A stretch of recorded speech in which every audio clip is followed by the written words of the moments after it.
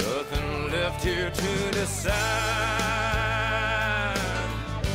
Think it's time for me to ride. Right, we are here with KUSI automotive expert Dave Stahl. We're talking about all sorts of good things, including cigars. Cigars. Aren't they the greatest? We love cigars. Yeah. And we like Liberty cigars. What a great... Liberty is great. They're in Kearney Mesa. Yeah, those guys and are good. up in Del Mar. Del Mar. Flower Hill, yeah. Hey, let's talk about this Mazda for a second. You know, I've had 4 what I call $20,000 cars in a row. You know, I've had them from Kia, I've had them from Mazda, I've had them from Toyota. Hyundai, you came in with the a Hyundai. Yeah. And you know, when you mix them all up, this is really, from a driver's point of view, if you say, all right, Jordan, you're going to New York we have to check this cat that's in a tree. Drive to New York. That happens all the time. That would be KUSI. Yeah. I would say give me the Mazda6. And wouldn't it be fun to just take this across the country and go for a road trip? It's such a comfortable car. It's got a big, I even left my driving hat on the dash just to let people know it's a driver's car. It's got a nice big bolstery seat. It's comfortable. It gets, you know, what did I say in the mileage? It gets almost 30 miles per gallon. I got 28 in it. And this one's a stick shift. Yeah, it's a stick shift. Well, it's a sports car. Now look how comfortable that is. Can I turn this thing on? Let me hear this engine purr. Do you have the key? It's in there. You have to put the clutch in. Yes, I know. See, I know, because you're an automatic kind of guy. Ah, yes. That's the other thing, too. Now let it idle. Now feel the steering wheel. Do you feel anything? You don't even know it's running. What steering wheel? I don't feel it. But look, no vibration whatsoever. Big 4-door, plenty of trunk room since our camera guys, oh, it's locked. Well, the trunk is locked. Let me unlock that for you. Yeah, I'm sure there's a button somewhere in this. Let's see, it would be this guy right there. Yeah, exactly. Is that the one? Well, if I can get my fat finger on. All right. And the reason I want to show it is because, again, it's not going to open. All right, never mind. But look at the cover on this trunk. It's a beauty. Wait. There we go. Check it out. Plenty of room. Plenty of space, yeah. I mean, you can go to the big box stores and have yourself a ball with this thing. You can maybe put your surfboard in there, or your boogie board at least. But you know, it's just a great long wheelbase. It's got a great ride factor to it, and it's not a ton of money. It's 20 grand. And honestly, there's enough room in the back seat here. You can have 3 kids. Mom and Dad can fit all comfortably in here. But really, seriously, look how much headroom. Look how much room you have. The doors open nice and wide.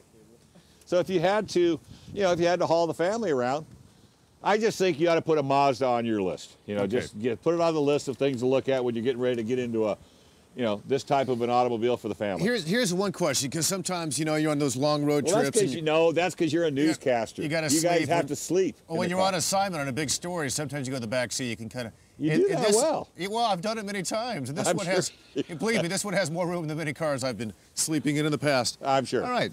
Good sleeping room. So consequently, it's got all the safety features. It's 4-star as far as National Highway Traffic and Safety Administration and the Insurance Institute. But I think the high point of this car is just getting out and driving it. It's dead quiet. It's got plenty of mileage, fuel mileage, and it's comfortable. I think that's the key. Here's what I want to ask you, because this is concerning to a lot of people. The reliability of Mazdas. How are they compared to other car manufacturers? They're right there. Are they? In fact, it's funny. If people ask me what's the worst car on the market because I don't want to buy it. Can I answer that for you? It's the one you're driving. The one you're driving. Exactly. Because today's technology is so advanced. We just don't have problems with cars like we used to. So it's all computer-based, a lot of it, isn't it? And they tell you when something's wrong. Well, and that was a real important thing, because being the old service manager that I was here in town, I used to say to the manufacturers when I go on press events, say, okay, that's all fine, Mazda6, but how well can a technician diagnose this car? How well can he get into it? If a customer comes in and says, I have an issue, they're telling me 90 to 98%. Which is pretty strong, because back in the 70s and 80s when it first started, we were at 20%. And it just made customers totally crazy. Things would go wrong. You wouldn't be able to tell what was wrong with it. Oh, they'd fix the wrong thing. Correct. They totally miss it. But with today's cars, you don't run into that too much. I mean, you really don't. I mean, these cars will run. If this is not a 300,000-mile car, I don't know what is. Where does this fall within Mazda's line in terms of kind of in the middle? It's kind of a mid-sized car, obviously. Yeah. And it's a Camry. It's a Camry Buster. Okay. It's going after the Camry, and it's going after probably the Taurus, and it's going after the Accord. The Accord, and it's going after all the little mid-size, the Hyundais, of course. I I don't know. I think it's one of those type of cars you need to go in, sit out, and go out for a drive. The thing I like, whenever I get in a car, I know immediately if I'm going to enjoy the car just by the way the seat's built. Yeah. And this thing's got a nice wide shoulder base on it. Yes, everything's manual. It's not a lot of high tech on it. Now, one thing I noticed, and some cars do this, because I like to sit with my my elbow out the window a little bit. This one kind of has a higher shelf, I guess you it's call it. funny Here. you should say that because I did that because you were back there. There But we see, go. you could also move it up and down. you can jack the seat up. And it's got enough headroom, so I'm not going to be. Yeah. So then when you put your arm out the window, because you're right. There are a lot of cars you can't. I mean, your elbow is up higher than your head. Yeah. So this one's not too high. No, but see if you wanted to go a little bit higher, but you got the headroom. You got about 3 or 4 inches. Yeah. So there's my recommendation is if you really want to help the economy, and I've said this a million times, go buy a car. And this is important for guys and gals in our business, especially people like Terry Lane.